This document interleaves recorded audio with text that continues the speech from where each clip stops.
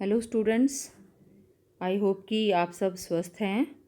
और इसके साथ मैं ये भी आशा करती हूँ कि जो लास्ट वीडियो में मैंने आपको यूनिट सेल और क्रिस्टल लैटिस के बारे में बताया था, समझाया था, वो भी आपको अच्छे से समझ आ गया होगा। आज इस वीडियो में हम टाइप्स ऑफ यूनिट सेल्स के बारे में करेंगे और क्रिस्टल सिस्टम्स क्या हैं, उनकी टाइप्स क्या हैं, वो भी मैं आपको बताऊँगी। क्योंकि आप यूनिट सेल के बारे में पढ़ चुके हैं तो उनकी टाइप्स कौन कौन सी हैं वो अब मैं आपको समझाऊंगी। तो जो यूनिट सेल्स हैं वो मेनली दो टाइप की हो सकती हैं। मेनली दो टाइप की वो यूनिट सेल्स हो सकती हैं। Types of unit cells, they are mainly of two type. One is primitive. Primitive जो है वो सिंपलेस्ट है, सबसे सिंपल जो हम एज्यूम कर सकते हैं, simplest. And second one is centred. अब जो ये सेंटर्ड यूनिट सेल है, सेंटर्ड यूनिट सेल आगे फिर तीन टाइप की हैं। ओके, सेंटर्ड यूनिट सेल में तीन टाइप्स कौन कौन सी हैं। सेंटर्ड जब आ गया तो इसका मतलब है कि जो हमारे पार्टिकल्स हैं, या अगर मैं आपको, जैसे मैंने मोटिव्स बताया था, मोटिव्स जो हमारे हैं या हमारे पार्टिकल्स हैं, कंस्टिट्यूएंट पार्टिकल्स या फिर हमारे लैटिस पॉइंट्स हैं, वो जो है किसके सेंटर पर आ रहे हैं, उसके बेस पर तीन टाइप की हैं centred unit cells. One is face centred, other is body centred, and third one is end centred. ठीक है, तो ये तीन टाइप की सेंटर्ड यूनिट सेल्स हैं। तो एक एक करके मैं आपको इनके बारे में बताऊंगी। तो सबसे पहले हमारी कौन सी यूनिट सेल है? Primitive unit cell. तो प्रिमिटिव यूनिट सेल जो है,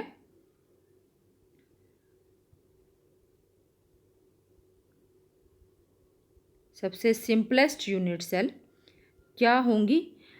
सबसे पहले इसके लिए मैं जो यूनिट सेल है उसका स्ट्रक्चर बनाऊंगी ताकि आपको क्लियर हो जाए। उस स्ट्रक्चर के साथ आपको देखने में थोड़ा ज़्यादा ईजिली समझ आएगा। तो क्योंकि इसमें आपको बार बार यूनिट सेल ड्रॉ करनी पड़ेगी, तो आपको एक क्यूब या क्यूबॉइड की शेप ड्रॉ करनी पड़ेगी। तो जैसे जैसे मैं ये ड्रॉ कर रही हूँ, आप भी अगर उसी तरह से ही साथ साथ ड्रॉ करेंगे तो आपको ईजिली यूनिट सेल ड्रॉ करनी आ जाएगी। अब ये हमारी यूनिट सेल है, ठीक है। तो इसमें प्रिमिटिव यूनिट सेल वो होगी जिसमें कि जो एटम्स हैं या मॉलिक्यूल्स हैं या आयन्स हैं, यानी कि जो हमारे पार्टिकल्स हैं, वो यूनिट सेल के वर्टिसेस पर हैं, या हम कहें कि कॉर्नर्स पर हैं। ठीक है, तो ये प्रिमिटिव यूनिट सेल है इन विच constituent particles are present at corners of the unit cell।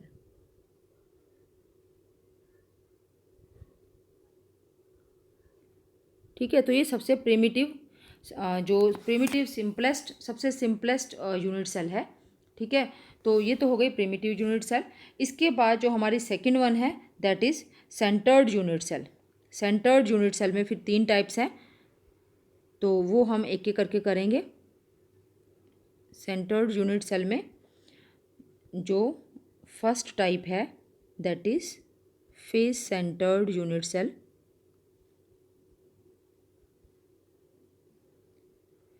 Face centred unit cell में यूनिट सेल को आप बनाइए।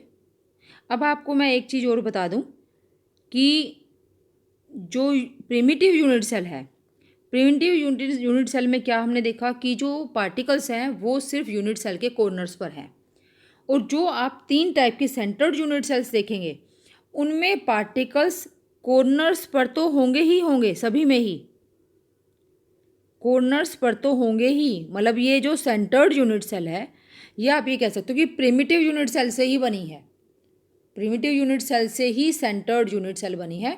जब मैं बात करी हूँ फेस सेंटर्ड यूनिट सेल की, तो जैसे मैंने आपको बताया था, एक यूनिट सेल में मैंने आपको उसके फेसिस के बारे में बताया था कि फेस हम किसे बोलते हैं, एजेस किसे बोलते हैं, एज किसे बोलते हैं और वर्टेक्स किसे बोलते हैं। तो यहाँ पर अब उस जो फेस बताया था मैंने आपको, उसको रिकॉल करने का टाइम आ गया है कि आप उसको दोबारा से दिमाग में लाएं अपने कि मैंने फेस क्या बताया था आपको। तो फेस जो है ये एरिया है, ठीक है। ये प्लेन सरफेस जो है इसको हम फेस बोलते हैं। तो आप ये भी कह सकते हो कि जो इस यूनिट सेल की 6 साइड्स हैं, ठीक है, वो इसके फेसेस हैं। तो हर फेस के सेंटर पर भी पार्टिकल होगा। तो फेस का सेंटर आप अपने आप से भी ट्राई कर सकते हैं कि जैसे ये वाले फेस की मैं अगर बात कर रही हूँ तो इसका सेंटर आप ये बना सकते हैं, नीचे वाले फेस का सेंटर आप ये बना सकते हैं, यहाँ पर दिखा दीजिए, साइड वाले का ये, ऊपर वाले का ये। अब बात आती है सामने और पीछे वाले का। तो सामने वाला जो है फेस वो ये है, ठीक है, तो इसका सेंटर ये हो गया। और पीछे वाला जो फेस है, मैं डार्क कर रही हूँ इसको, आप देखिए पीछे वाला फेस है, इसका सेंटर ये हो गया, ठीक है। या फिर अगर मैं आपको डिफरेंट कलर से दिखाऊं तो ये देखो आपको कौन से फेस का सेंटर दिख रहा है, आपको क्लियर दिखाई देगा कि ये इस फेस का सेंटर है, सामने वाले का, ठीक है। और ये कौन से फेस का सेंटर है, ये पीछे वाले फेस का सेंटर है। अब आप इसको ईजिली समझ सकते हो, ये पीछे वाले फेस का सेंटर, ये सामने वाले फेस का सेंटर, ये इस साइड वाले फेस का सेंटर, ये इसके अपोजिट, इसके अपोजिट ये है तो ये इसका सेंटर, ऊपर वाले फेस का सेंटर ये, और ऊपर वाले फेस का अपोजिट क्या है, नीचे वाला फेस, तो उसका सेंटर ये। मैंने आपको ये अच्छे से समझाने के लिए, फेसेस के सेंटर्स को दिखाने के लिए डिफरेंट कलर से बनाकर दिखाया है। तो ये फेस सेंटर्ड यूनिट सेल है when particles are present at the centres of all 6 faces. 6 faces पर तो हैं लेकिन कॉर्नर्स पर भी हैं। along with present at all corners, ठीक है, ये भी आपको बताना है। पार्टिकल्स जब सभी 6 फेसेस के सेंटर्स पर हैं, साथ ही साथ सभी कॉर्नर्स पर भी हैं, तो वो फेस सेंटर्ड यूनिट सेल है। इसके बाद जो हमारी इसी में ही सेंटर्ड यूनिट सेल में सेकंड टाइप की है वो है बॉडी सेंटर्ड यूनिट सेल।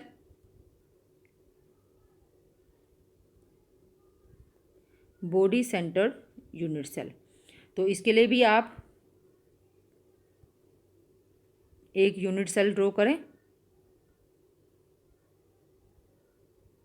ऐसे इस तरह से 2 स्क्वायर्स बनाएंगे और फिर इनके कॉर्नर्स को मिला देंगे। ये बन गई हमारी यूनिट सेल। तो मैंने आपको अभी फेस सेंटर्ड में भी बताया है कि ये जो सेंटर्ड यूनिट सेल्स हैं ये प्रिमिटिव यूनिट सेल से ही आप लगा लो कि बनी है, तो इनके कॉर्नर्स पर तो एटम्स या पार्टिकल्स होंगे ही। तो सबसे पहले आपने काम यही करना है कि कॉर्नर्स पर पार्टिकल्स बना देने हैं। कॉर्नर्स पर पार्टिकल हमने इस तरह से बनाना है कि जो हमारा पार्टिकल है उसको हम स्फेरिकल मान रहे हैं, एक बॉल की तरह से मान रहे हैं, और उसका जो सेंटर है उस पार्टिकल का सेंटर इस वर्टेक्स के बिल्कुल, जैसे अगर ये वर्टेक्स है तो इस वर्टेक्स पर हमारी इस बॉल का सेंटर आएगा, ठीक है। तो बनाते हुए थोड़ा बहुत इधर उधर हो सकता है, उसकी कोई प्रॉब्लम नहीं है, लेकिन आपको ये ध्यान में रखना है कि एक्चुअल में ये ऐसा होता है, ठीक है। इसके बाद बॉडी सेंटर्ड, जैसे मैंने आपको बताया, अब बॉडी सेंटर्ड हम कैसे बताएंगे, बॉडी सेंटर कौन सा होगा। बॉडी सेंटर निकालने के लिए आप एक काम कर सकते हैं, आपको समझ नहीं आएगा कि हमें क्या बनाना है। बॉडी सेंटर बनाने के लिए आप जो है 2 बॉडी डायगोनल लो। यहाँ पर अब मैं आपको डायगोनल्स के बारे में बताऊँगी, थोड़ा सा यहाँ पर मैथ बीच में ला रही हूँ मैं। डायगोनल आप जानते हैं क्या होता है, हिंदी में हम उसे विकर्ण कहते हैं। अगर ये एक स्क्वायर है तो ये स्क्वायर का डायगोनल है ना, और ये भी स्क्वायर का डायगोनल है। जो अपोजिट वर्टेक्स को मिलाती है जो लाइन, उसको हम डायगोनल कहते हैं। ये तो हो गया एक स्क्वायर का डायगोनल या एक रेक्टेंगल का डायगोनल। लेकिन जब हम बात कर रहे हैं एक 3 डायमेंशनल ऑब्जेक्ट की, जब मैं बात कर रही हूँ एक पेपर की, या जब मैं बात कर रही हूँ एक कार्डबोर्ड की, तो डायगोनल समझ में आता है, बहुत इजी है बनाना। लेकिन जब मैं बात कर रही हूँ एक बुक की, तो बुक का डायगोनल आप कैसे बनाओगे? क्योंकि बुक के तो 6 फेसेस हैं। बुक जो है वो क्यूबॉइड है, घनाभ है। और जैसे घन के क्यूब के 6 फेसेस होते हैं, क्यूबॉइड के भी 6 फेसेस होते हैं। तो हर फेस का डायगोनल तो हम बता सकते हैं, लेकिन बुक का डायगोनल कौन सा होगा? बुक का डायगोनल आप देखिए कैसे हम निकालेंगे। तो जो बुक होती है, या फिर मैं कहूँ कि क्यूब, जैसे हमारी ये क्यूब है, इसके अंदर बॉडी डायगोनल्स होते हैं। बॉडी डायगोनल क्या है कि जैसे ये वाला पॉइंट है, ठीक है, इसके बिल्कुल अपोजिट, इस पूरी फिगर का इस ब्लैक वाले पॉइंट के बिल्कुल अपोजिट वाला जो पॉइंट है वो है ये, ठीक है। ये तो फेस का हो गया। ये तो ये वाला जो पॉइंट है, अगर मैं उसके अपोजिट डायगोनल, मुझे अगर मैं ये वाला पॉइंट लेकर डायगोनल बनाती हूँ तो ये तो फेस का डायगोनल बन जाएगा, पीछे वाले फेस का डायगोनल बन गया। लेकिन मुझे ये नहीं बनाना है, मुझे क्या बनाना है? बॉडी का डायगोनल बनाना है। तो उसके लिए मैं ये वाला पॉइंट अगर ले रही हूँ तो मैं बिल्कुल इसके अपोजिट ये वाला डायगोनल पॉइंट लूँगी। तो ये अगर मैं इन दोनों पॉइंट्स को मिला देती हूँ तो ये बन जाता है बॉडी डायगोनल, एक बॉडी डायगोनल, ठीक है। अब मुझे दूसरा बॉडी डायगोनल बनाना है। इसी फेस का ही मैं ये वाला आगे वाले फेस का मैं ये पॉइंट लेती हूँ, और ये पीछे वाले का ये पॉइंट, अगर मैं इन दोनों को मिला देती हूँ तो ये दोनों डायगोनल्स, बॉडी डायगोनल्स जहाँ पर मिल रहे हैं वो होगा बॉडी का सेंटर, ठीक है। तो वहाँ आप उस पॉइंट पर आप एक पार्टिकल दिखा दो, ये है बॉडी सेंटर, ठीक है। बॉडी सेंटर निकालने के लिए आप दो अपोजिट जो बॉडी डायगोनल्स हैं, एक्चुअल में 4 बॉडी डायगोनल्स होते हैं, लेकिन यहाँ मैंने आपको 2 ही बनाकर दिखाए हैं, क्योंकि टोटल वर्टेक्स कितने हैं? टोटल वर्टेक्स हैं 8, ठीक है। अगर आप 2-2 को मिलाओगे तो कितनी लाइंस बनेंगी? 4 बनेंगी ना। तो 4 बॉडी डायगोनल्स हैं, लेकिन यहाँ मैंने आपको सिर्फ 2 ही दिखाए हैं, ठीक है। पीछे वाले और आगे वाले फेस के पॉइंट्स को मिलाकर 2-2 पॉइंट्स को मिलाकर बनाया, तो 2 बॉडी डायगोनल बनाया, और उन दोनों बॉडी डायगोनल जो जहाँ पर काटते हैं वो होगा उस बॉडी का सेंटर, ठीक है। तो ये हमारा हो गया body centred unit cell when the particle is present at the centre of unit cell, ठीक है। यहाँ हम यूनिट सेल ही लिख देते हैं, क्योंकि हमारी जो यहाँ पर जिस बॉडी की हम बात करें वो क्या है? वो यूनिट सेल है। Centre of unit cell along with particles at corners, particles present at corners, ठीक है। तो ये हो गया रहा हमारा सेकंड टाइप का सेंटर्ड यूनिट सेल। अब हम थर्ड टाइप का सेंटर्ड यूनिट सेल ले रहे हैं, एंड सेंटर्ड। यहाँ पर अब आप एंड्स को समझना। एंड सेंटर्ड यूनिट सेल बहुत ही सिंपल है, जैसे आपने फेस सेंटर्ड यूनिट सेल किया है ना, तो यहाँ पर हमने क्या है? End centred unit cell. Ends क्या है? एंड्स असल में क्या है? फेसेस ही हैं। 6 फेसेस हैं हमारे क्यूब के, ठीक है। मैंने ये क्यूब बना दी, या मैंने एक यूनिट सेल बना दी, ठीक है। तो सेंटर्ड यूनिट सेल है, तो जैसे मैंने बताया कि कॉर्नर्स पर तो एटम्स या पार्टिकल्स होंगे ही होंगे, वो बना दिए, ठीक है। अब बात आती है एंड्स क्या है। यहाँ पर फेसेस भी हमने पढ़े हैं, हमने वर्टेक्स भी पढ़े हैं, एजेस भी पढ़े हैं, लेकिन एंड हमने नहीं पढ़ा कि एंड क्या होता है। एंड होता है असल में, एंड फेस ही होता है। जो हमने 6 फेसेस पढ़े हैं, एंड भी एक फेस होता है। तो आप मान लो आपके पास एक बुक है, ठीक है। आप बुक स्टार्ट कहाँ से करते हो? फर्स्ट पेज खोलते हो, तो एंड कहाँ होता है? लास्ट पेज पर होता है ना, जो उसका बॉडी कवर है। 2 पार्ट हैं, बॉडी कवर 2 पार्ट में, एक तो बुक के बिल्कुल स्टार्टिंग में ऊपर ऊपर, एक बुक के बिल्कुल एंड में, लास्ट में, ठीक है। तो आपने बुक को स्टार्ट किया ऊपर से फर्स्ट पेज से और ख़त्म किया लास्ट पेज पे, तो जहाँ से आपने स्टार्ट किया और जहाँ पर आपने ख़त्म किया वो दोनों क्या है? बुक के एंड हैं, ठीक है। अब ज़रूरी है कि आप एंड्स इन्हीं दोनों को मानो, आप एंड दूसरी तरह से भी मान सकते हो। आप जो है आपने बुक को साइड से पकड़ा, ठीक है। जैसे ये हमारी, अगर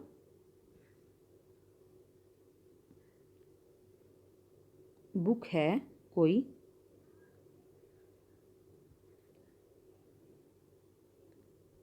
ठीक है, इस तरह से बुक है, तो आप अगर यहाँ से स्टार्ट करते हो तो एंड आपका होगा इस साइड पर, ठीक है। तो ये उस केस में ये दोनों एंड्स होंगे। अगर आप एंड इसको लेते, एक एंड इसको लेते हो, यहाँ से स्टार्ट करते हो, तो दूसरा एंड क्या होगा, ये होगा। मेरे ख्याल में आपको समझ आ गया होगा। 6 फेसेस जो हैं उनमें से कोई भी 2 अपोजिट फेसेस अगर आप लेते हो तो उन दोनों को हम एंड कहेंगे, ठीक है। तो अब यहाँ पर आप देखो, अगर मैं ये वाले फेस को एक एंड कह रही हूँ तो दूसरा एंड ये वाला फेस होगा, ठीक है। और अगर मैं इस फेस को एक एंड कह रही हूँ तो दूसरा एंड ये फेस होगा।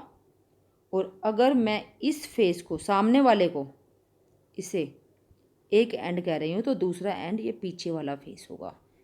तो यहाँ पर एंड कौन से हैं, एंड है सिर्फ 2 फेसेस, 2 फेसेस, और वो भी कौन से, अपोजिट। उन्हें हम क्या कहते हैं, उन्हें हम कहते हैं एंड्स, ठीक है। तो यहाँ पर मैं दोबारा से यूनिट सेल बनाऊंगी ताकि अब हम एक्चुअल रिप्रेजेंटेशन कर सकें एंड सेंटर्ड यूनिट सेल की।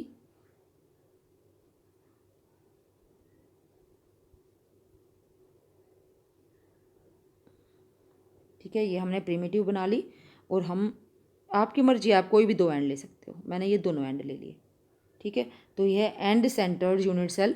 तो ये क्या हो गया, ये है when particles, end centred unit cell is the unit cell where particles, आप ये लिखेंगे, where particles are present at the centre of ends. यहाँ आपको बताने की जरूरत नहीं है कि एंड क्या होता है, आप यहाँ डायरेक्टली लिखेंगे at the centre of ends of unit cell along with particles present at corners, ठीक है। तो ये हैं हमारे टाइप्स ऑफ यूनिट सेल, जो हमने 2 टाइप की कही हैं। और वो 2 टाइप्स कौन सी थी, मेन 2 टाइप्स थी, प्रिमिटिव यूनिट सेल और दूसरी टाइप थी हमारी centred unit cell. Centred unit cell में हमने 3 टाइप्स किए हैं, ठीक है। तो जो ये यूनिट सेल्स है ना, अब एक्चुअली क्या है कि इनमें हम जितने भी टाइप, ये अलग अलग टाइप की जो यूनिट सेल्स हैं, ये जब हम देखते हैं क्रिस्टल्स, बहुत सारे हम जानते हैं कि हमारे बहुत सारे क्रिस्टलाइन सॉलिड्स होते हैं, जैसे कि नमक है, कॉमन सॉल्ट जिसको हम बोलते हैं, चीनी है, बेंजोइक एसिड है, नेफ्थलीन है, ठीक है। तो ये सभी क्या हैं, ये सभी जो हैं, या सोडा भी है, ये सभी क्या हैं, ये सभी क्रिस्टलाइन सॉलिड्स हैं। इन सब के क्रिस्टल्स की अलग अलग शेप हो सकती है, सेम भी हो सकती है। लेकिन जब हम बहुत सारे क्रिस्टल्स को देखते हैं तो वो सभी क्रिस्टल्स 7 रेगुलर फिगर्स हैं, उनमें से किसी एक से मिलेंगे। हर क्रिस्टल 7 रेगुलर फिगर में से किसी एक से मैच करेगा। मतलब जो उनकी शेप है, हमारे पास 7 रेगुलर फिगर्स हैं, तो जितने भी हम क्रिस्टल्स देखते हैं वो सभी क्रिस्टल्स उन 7 में से किसी एक से रिजेंबल करेंगे ही करेंगे। उनकी जो शेप है वो उन 7 फिगर्स में से किसी एक के अनुरूप होगी, ठीक है। और ये जो 7 फिगर्स हैं, इन्हें हम क्या बोलते हैं, the 7 figures, the 7 regular figures to which, to any one of which, to any one of which all the crystals may conform are called crystal systems। ये आपको ध्यान रखना है। डेफिनेशन आप चाहो तो याद कर सकते हो, अदरवाइज ऐसी कोई ज़रूरत नहीं है, समझाने के लिए मैंने डेफिनेशन बताई है। 7 रेगुलर फिगर्स, 7 रेगुलर फिगर्स हैं, ठीक है, जिनमें से किसी भी एक से जो क्रिस्टल्स हैं वो मैच कर सकते हैं। उनकी जो फिगर है उन 7 फिगर में से किसी एक से मैच करेगी। एक क्रिस्टल है उसकी उन 7 में से किसी एक से मैच करेगी। दूसरा क्रिस्टल है उसकी हो सकता है कि उसी पहले वाले से मैच करे या किसी दूसरे से मैच करे, ठीक है।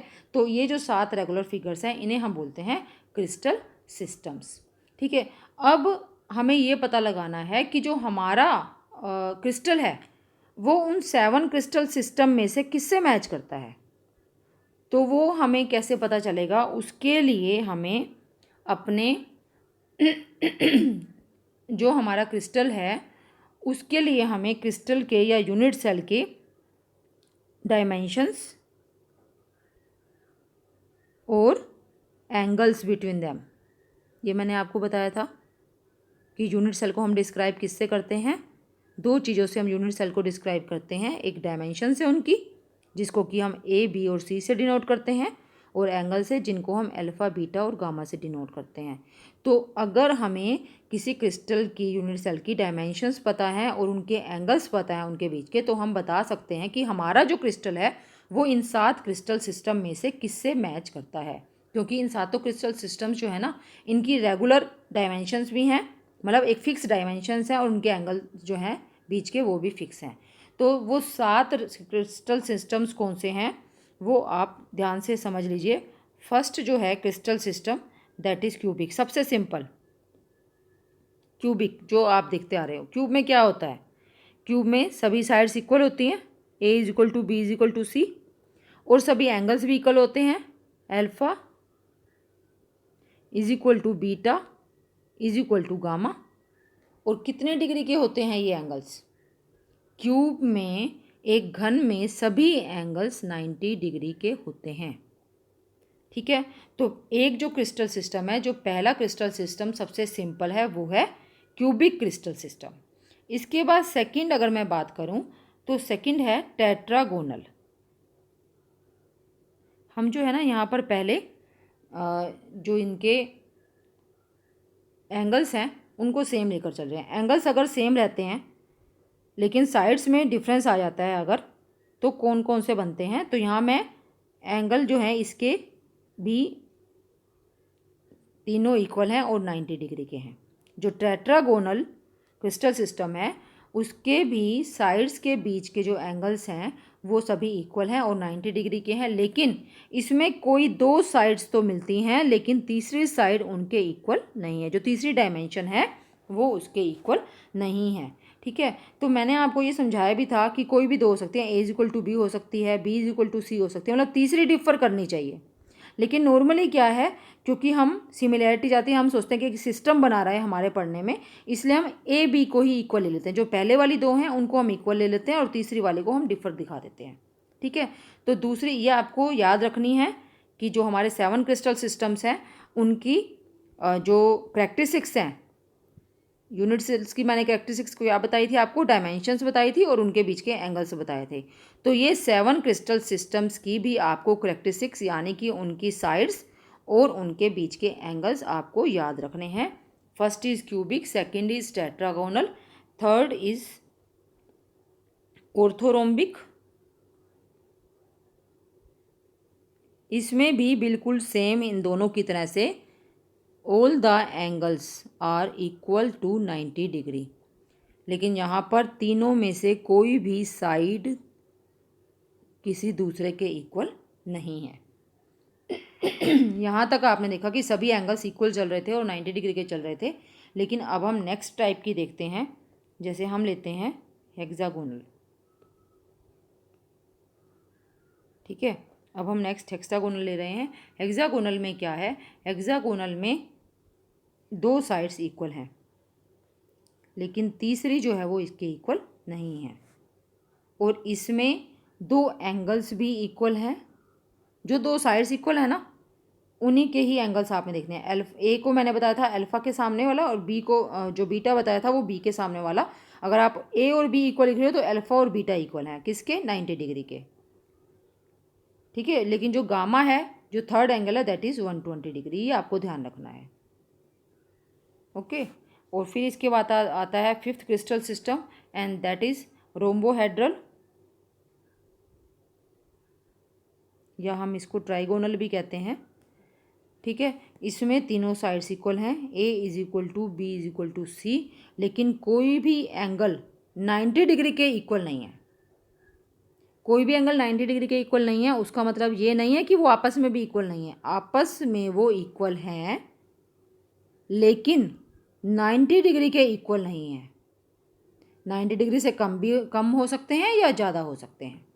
ठीक है, अब आप इसमें कुछ भी एज्यूम कर सकते हो अपने आप यहाँ पर, लेकिन आपको सिर्फ यही बताना है कि वो तीनों तो इक्वल हैं, लेकिन 90 डिग्री में से 90 डिग्री के इक्वल तीनों में से कोई भी नहीं है। तो रोम्बोहेड्रल क्या है, A is equal to B is equal to C, alpha is equal to beta is equal to gamma, मतलब सारी साइड्स भी इक्वल हैं, सारे एंगल्स भी इक्वल हैं, लेकिन एंगल कोई भी 90 डिग्री के इक्वल नहीं है।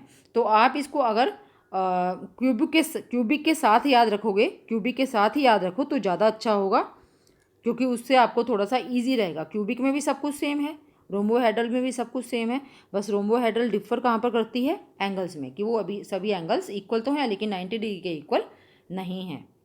सिक्स्थ इज मोनोक्लिनिक,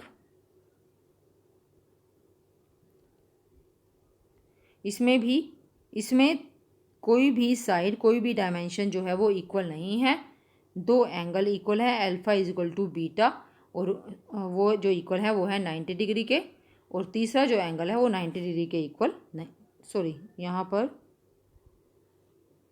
अल्फा और गामा इक्वल हैं 90 डिग्री के, और जो बीटा है that is not equal to 90 degree. ठीक है, ये है monoclinic and last is triclinic.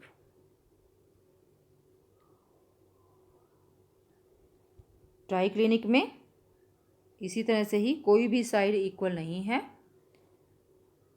मतलब एक सबसे सिंपल क्या थी, आप देखो फर्स्ट और लास्ट जो है ना वो दोनों बहुत इजी हैं याद रखने में। क्यूबिक में सब कुछ इक्वल है और एंगल भी सभी 90 डिग्री के हैं। ठीक है, और जो लास्ट वन है यानी कि ट्राइक्लिनिक, उसमें कुछ भी इक्वल नहीं है और कोई भी 90 डिग्री के इक्वल भी नहीं है। ठीक है, फर्स्ट और लास्ट सबसे इजी टू रिमेंबर। ठीक है, तो थोड़ी सी जो आपको प्रॉब्लम आ सकती है वो आई थिंक रोम्बोहेड्रल और मोनोक्लिनिक में आ सकती है, बाकी सभी इजीली आप इनको याद रख सकते हो। ठीक है, थोड़ा सा प्रैक्टिस की ज़रूरत है, लिख कर देखोगे तो सभी याद हो जाएंगे। बाकी इनके डायग्राम्स भी हैं, अगर आप इनके डायग्राम्स को देख कर याद करते हो तो आपको और ज़्यादा ईजीली याद होगा। तो मैं आपको डायग्राम भी दिखाती हूँ इसमें। ये देखिए, ये क्यूबिक है। ठीक है, क्यूबिक तो देखने पे ही क्यूब समझ आ जाता है, जो घन है वो समझ आ जाता है। टेट्रागोनल जो है वो साइड्स जो हैं इसमें एंगल तीनों 90 डिग्री के इक्वल दिखाए हुए हैं, अल्फ़ा बीटा एंड गामा। ठीक है, लेकिन आप इसमें देखकर समझ सकते हो कि ए और बी, ये ए और ये बी दोनों इक्वल दिख रहे हैं। सी जो है वो थोड़ा सा लेंदी है, इनसे लंबा है, तो वो अलग है। फिर ऑर्थोरोम्बिक में भी तीनों एंगल्स जो हैं वो इक्वल हैं। ठीक है, जैसा कि हमने अभी देखा है कि ऑर्थोरोम्बिक में तीनों angles alpha beta gamma equal हैं और 90 डिग्री के इक्वल हैं। लेकिन आप यहाँ पर देखो साइड्स भी क्लियर डिमार्केशन दी हुई है। चाहे आपको बी और सी इक्वल दिख सकती है, लग सकती है, लेकिन एक्चुअल में अगर आप सोचोगे इसको तो बी और सी दोनों इक्वल नहीं हैं। A is not equal to B and that is also not equal to C. फिर हेक्सागोनल में हमने देखा था, हेक्सागोनल में दो साइड्स इक्वल हैं जो तीसरी के इक्वल नहीं है। ए और बी ये दोनों इक्वल हैं, लेकिन जो सी है वो इनसे लंबी दिखाई हुई है तो वो अलग है। और अल्फ़ा और बीटा, ए और बी इक्वल है तो अल्फ़ा और बीटा भी इक्वल हैं और वो 90 डिग्री के इक्वल हैं, लेकिन जो गामा एंगल है वो 120 डिग्री है। और इसके बाद हमने किया रोम्बोहेड्रल। रोम्बोहेड्रल में हमने देखा कि तीनों साइड्स तो इक्वल हैं, लेकिन जो एंगल्स हैं वो भी इक्वल हैं, लेकिन 90 डिग्री के इक्वल कोई भी नहीं है। तो आप यहाँ पर देखो कि ए दिया हुआ है इसको, है ना, आपको समझाने के लिए इसको ए दिया हुआ है, यहाँ बी इज इक्वल टू है, यहाँ सी इज इक्वल टू है, तो आप तीनों को ए भी लिख सकते हो, इसको भी ए लिख सकते हो, इसको भी ए लिख सकते हो, इसको भी ए लिख सकते हो। जैसे कि इन्होंने तीनों एंगल्स अल्फ़ा दिखाए हुए हैं, मीन्स सेम है एंगल्स, लेकिन देखने पर ही पता चल रहा है कि कोई भी 90 डिग्री का नहीं है। अगर तीनों एंगल्स सेम हैं या तीनों साइड्स सेम हैं तो आप उनको ए लिख सकते हो, और एंगल सेम है तो उनको क्योंकि ए लिख रहे हैं तो हम उसके जो रिजम्बल करता है उससे वो है अल्फ़ा, तो हम उसको एंगल्स को अल्फ़ा लिख सकते हैं। ठीक है, फिर है मोनोक्लिनिक। मोनोक्लिनिक में कोई भी साइड इक्वल नहीं है। आप यहाँ से देख रहे हो ए, ये सी और ये बी, कोई भी साइड इक्वल नहीं है। अल्फ़ा और गामा, ये है गामा, ठीक है, ये सी के सामने वाला जो है वो गामा है, और ए के सामने वाला जो एंगल है वो कौन सा होगा, वो ये होगा। यहाँ पर इधर दिखाया हुआ है तो आप ये भी लिख सकते हो, ये जो है 90 डिग्री है और ये भी 90 डिग्री है, लेकिन जो बीटा है, बीटा को ऊपर से दिखाया हुआ है वो 90 डिग्री नहीं है। ठीक है, और जो लास्ट हमने की थी उसमें था ए बी सी, तीनों में से कोई भी इक्वल नहीं है। अल्फ़ा बीटा गामा वो भी तीनों कोई भी इक्वल नहीं है, और 90 डिग्री के इक्वल भी वो नहीं है। तो ये हैं 7 क्रिस्टल सिस्टम्स। लेकिन अब आगे जो ये 7 क्रिस्टल सिस्टम है, एक मैथमेटिशियन थे ब्रेविस, उन्होंने ये बताया कि जो 7 क्रिस्टल सिस्टम्स है ना, इनमें फिर आगे टाइप्स हो सकते हैं यूनिट सेल की। ठीक है, हमने अभी यूनिट सेल्स देखी ना, प्रिमिटिव यूनिट सेल और सेंटर्ड यूनिट सेल देखी, 3 टाइप की। तो जो क्यूबिक है उसमें कौन कौन सी टाइप की यूनिट सेल हो सकती हैं, मतलब कि जब इनसे क्रिस्टल सिस्टम बनेगा, क्यूबिक से स्टार्ट करके, क्यूबिक क्रिस्टल सिस्टम से स्टार्ट करके हमारा क्रिस्टल बनेगा, तो उसमें यूनिट सेल किस टाइप की हो सकती है? क्या यूनिट सेल प्रिमिटिव होगी जिसके कॉर्नर्स पर ही आएंगे पार्टिकल्स, या क्या वो यूनिट सेल फेस सेंटर्ड हो सकती है, या वो एंड सेंटर्ड हो सकती है, या वो बॉडी सेंटर्ड हो सकती है? तो इस तरह से जो हमारे ये 7 सिस्टम्स हैं क्रिस्टल सिस्टम्स, इनमें फिर आगे ये भी है कि हर क्रिस्टल सिस्टम में किस टाइप की यूनिट सेल हो सकती है। तो आपको ये बहुत लंबा चौड़ा ध्यान रखना सिंपल है बहुत ही, आप इसको ध्यान रख सकते हो। अगर याद रखना चाहो बोर्ड एग्जाम पर्पस से तो कोई ज़रूरत नहीं है याद रखने की, एक आप सिंपल रीडिंग देख सकते हो। You can have a look at these 14 type of Bravais lattices. जो इन 7 क्रिस्टल सिस्टम्स की आगे यूनिट सेल्स की टाइप्स इसमें दी हुई हैं, पॉसिबल वेरिएशंस दी हुई हैं, वो टोटल मिलाकर इन 7 क्रिस्टल सिस्टम्स की टोटल जो पॉसिबल वेरिएशंस हैं वो मिलाकर हैं 14, और इन 14 वेरिएशंस को उन मैथमेटिशियन के नाम पर ब्रेविस लैटिसेस कहा जाता है। तो टोटल ब्रेविस लैटिसेस कितनी है? 14, और क्रिस्टल सिस्टम्स कितने हैं? 7। ठीक है, 7 प्रिमिटिव जो क्रिस्टल सिस्टम है, 7 क्रिस्टल सिस्टम्स हैं। तो जो क्यूबिक है उसमें प्रिमिटिव बॉडी सेंटर्ड भी हो सकती है, फेस सेंटर्ड भी हो सकती है, एंड सेंटर्ड नहीं होती है क्यूबिक में। मैंने आपको समझाने के लिए एंड सेंटर दिखाई है, जो क्यूबिक लेकर दिखाई है, लेकिन उसका मतलब ये नहीं है कि जितने भी क्यूबिक क्रिस्टल सिस्टम होंगे उनमें एंड सेंटर्ड भी हो सकता है, ऐसा नहीं है। क्यूबिक क्रिस्टल सिस्टम में या तो प्रिमिटिव यूनिट सेल होगी, या बॉडी सेंटर्ड होगी, या फेस सेंटर्ड होगी। ठीक है, ऐसे ही टेट्रागोनल है, टेट्रागोनल में प्रिमिटिव होगी या बॉडी सेंटर्ड होगी। तो आप ये आपकी बुक में टेबल है, आप उसको देख सकते हो अगर आप देखना चाहो तो, बाकी उसको रटने की आपको कोई ज़रूरत